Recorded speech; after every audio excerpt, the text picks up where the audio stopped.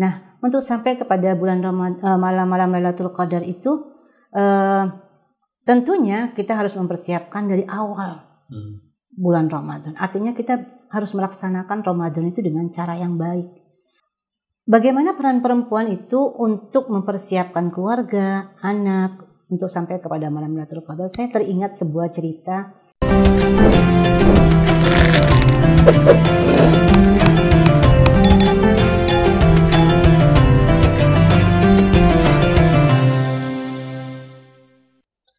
Bismillahirrahmanirrahim. Assalamualaikum warahmatullahi wabarakatuh. Pemirsa dan mustadhafin, setiap muslimah tentunya mengharapkan bulan yang disebut dengan malam Lailatul Qadar, bulan yang lebih utama dari 1000 bulan. Mulai dari hari pertama ketika memasuki bulan Ramadan, kedua, seterusnya, sehingga mencapai malam-malam Lailatul Qadar. Nah, tentunya untuk sampai ke sana ada proses yang harus kita lalui.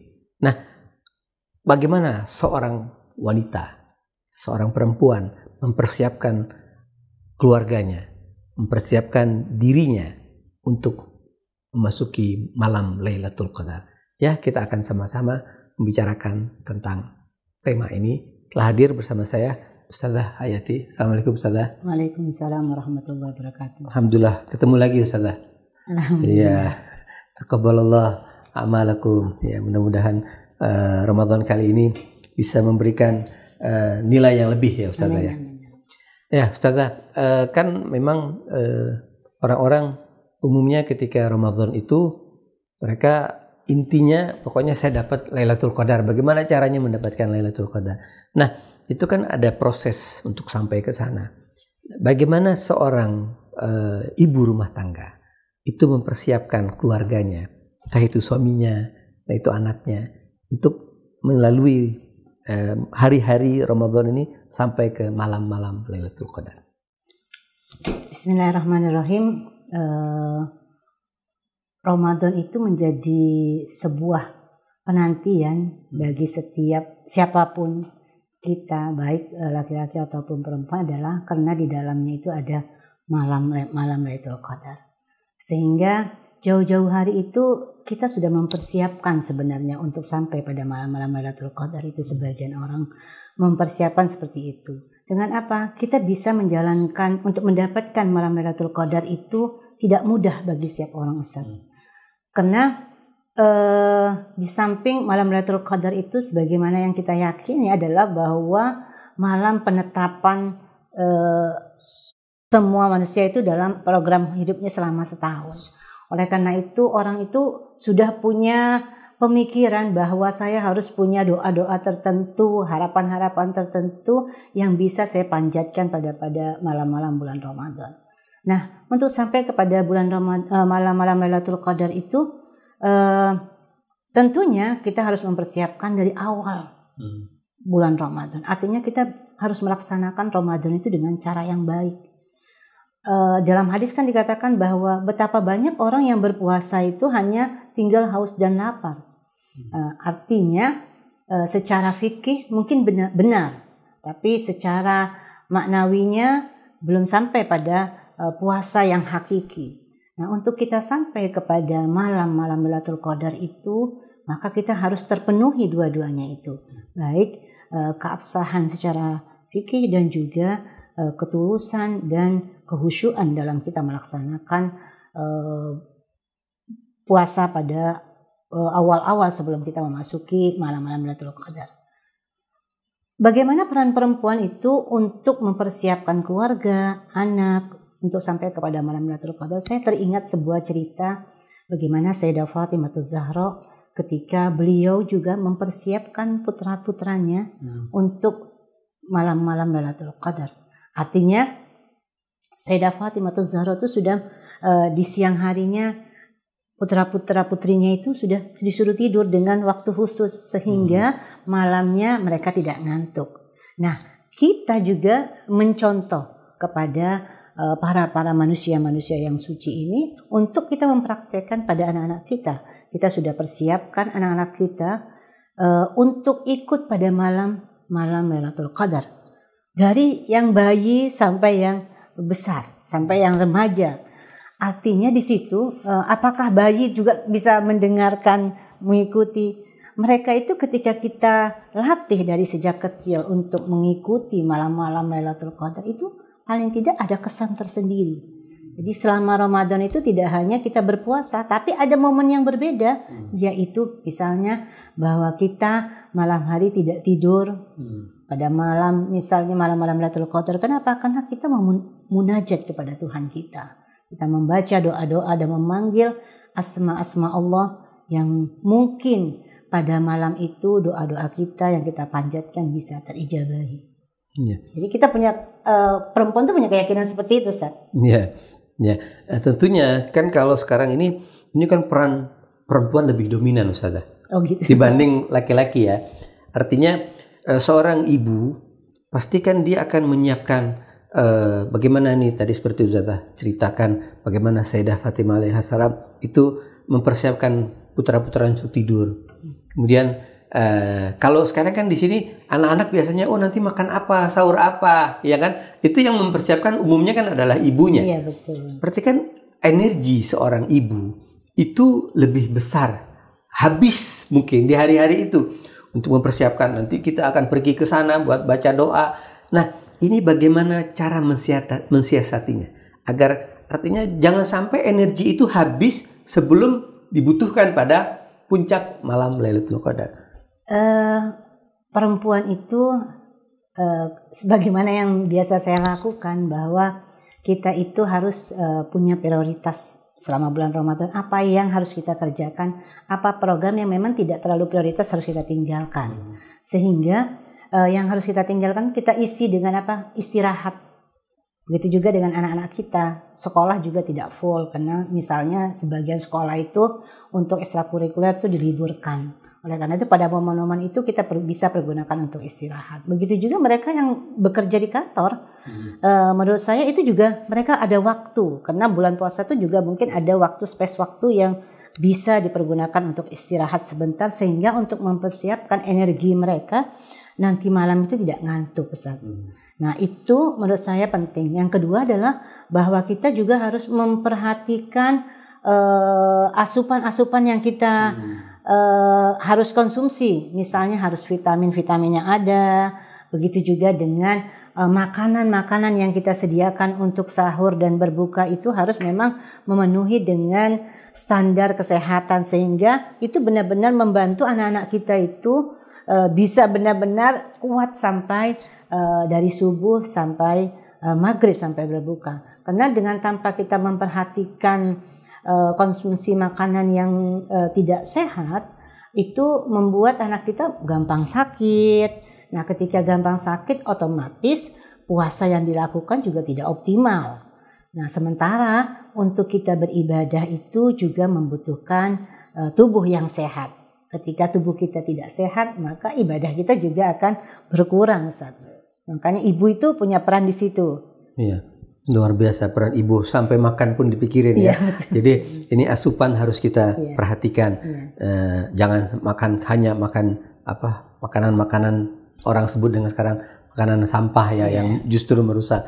Nah, Ustazah tentunya setiap orang itu punya cita-cita yang ingin dia minta, doa khusus yang dia pinta ketika Ramadan tiba, khususnya di malam-malam Lailatul Qadar. Nah, sebagai seorang perempuan, Ustazah kira-kira ini mintanya apa? Dan ini artinya ini kita ingin memberikan pemahaman, pengetahuan kepada para muslimah bahwa momen ini harus kita manfaatkan sebagai seorang perempuan, sebagai seorang ibu. Momen inilah kita manfaatkan untuk berdoa. Perempuan itu apalagi dengan punya embel-embel dia perempuan seorang muslimah, artinya sudah pasti setiap ibu itu meminta kesempurnaan, kesuksesan buat keluarganya, terutama suami dan anak-anaknya. Tapi kita tidak boleh melupakan bahwa kita sebagai seorang muslimah harus memikirkan juga dan mendoakan saudara-saudara kita yang memang dalam kondisi kesulitan. Misalnya saudara-saudara kita yang di Palestina dalam keadaan kondisi kesulitan, kita juga harus mendoakan mereka. Karena di sana juga ada ibu-ibu dan anak-anak atau perempuan-perempuan dan anak-anak yang memang membutuhkan doa-doa kita. Nah, pada malam-malam Lailatul Qadar ini itu mungkin momen yang pas ya Ustadz ya. Kita sangat berharap kita mendoakan muslimin dan muslimat yang memang dalam kondisi kesulitan, di samping kita mendoakan untuk diri kita, untuk keluarga kita, dan kesuksesan, serta yang paling penting adalah bagaimana kita bisa menjalani hidup ini dengan keridhaan dan ketaatan kepada Allah Subhanahu wa Ta'ala. Kira-kira harapan Ustazah dalam momen Ramadan ini, harapan ini untuk muslimah khususnya kita di Indonesia, ini harapan Ustazah seperti apa?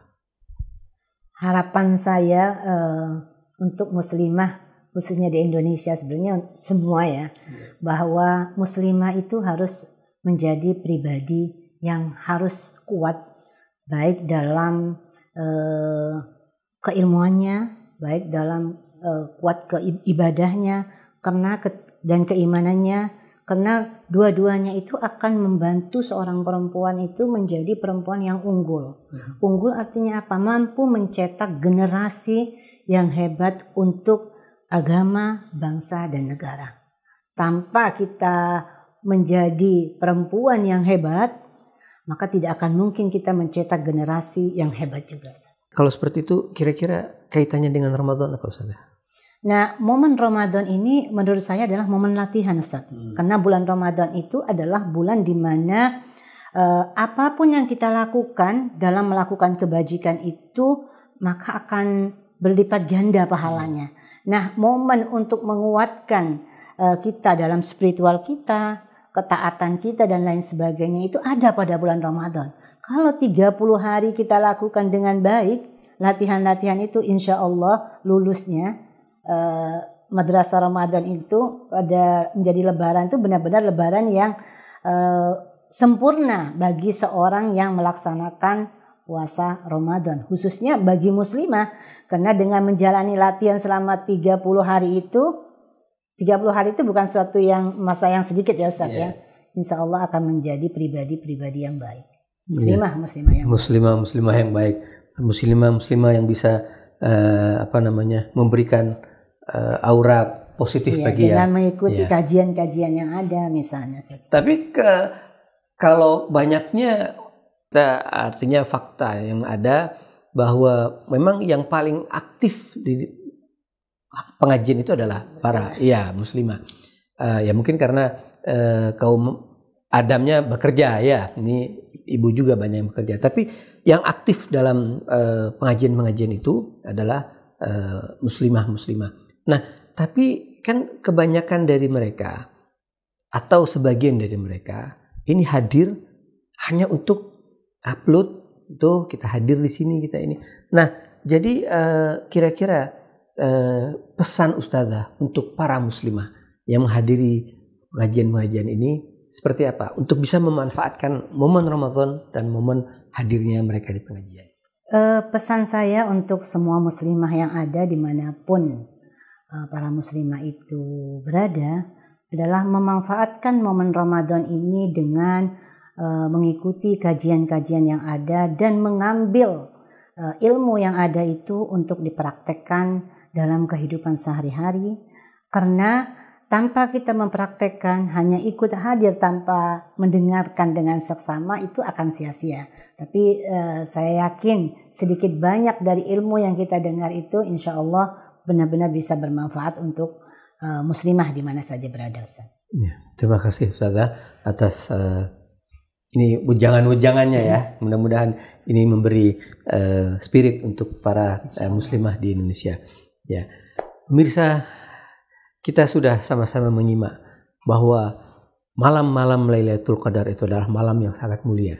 Seorang perempuan, entah itu seorang ibu, entah itu seorang anak, malam ini adalah saat mereka berdoa, bermunajat kepada Allah. Tapi tadi seperti yang disampaikan oleh Ustazah Hayati, bahwa kita jangan hanya mendoakan diri kita, jangan hanya mendoakan keluarga kita, tapi tentunya kita mendoakan saudara-saudara kita, khususnya di Palestina. Mereka Ramadan ini dan Ramadan tahun lalu, itu mereka perempuan-perempuannya tidak mendapatkan asupan yang baik. Tidur tidak punya beratapkan langit dan lain sebagainya. Anak-anak mereka kelaparan. Sekarang kita merasakan kelaparan seperti mereka, tapi kita masih dapat makanan, sementara mereka tidak mendapatkan makanan yang selayaknya. Oleh karena itu, doa kita sebaiknya adalah mendoakan mereka. Semoga Allah lapangkan hidup mereka, membahagiakan mereka, dan segera memerdekakan saudara-saudara kita di Palestina. Terima kasih. Assalamualaikum warahmatullahi wabarakatuh.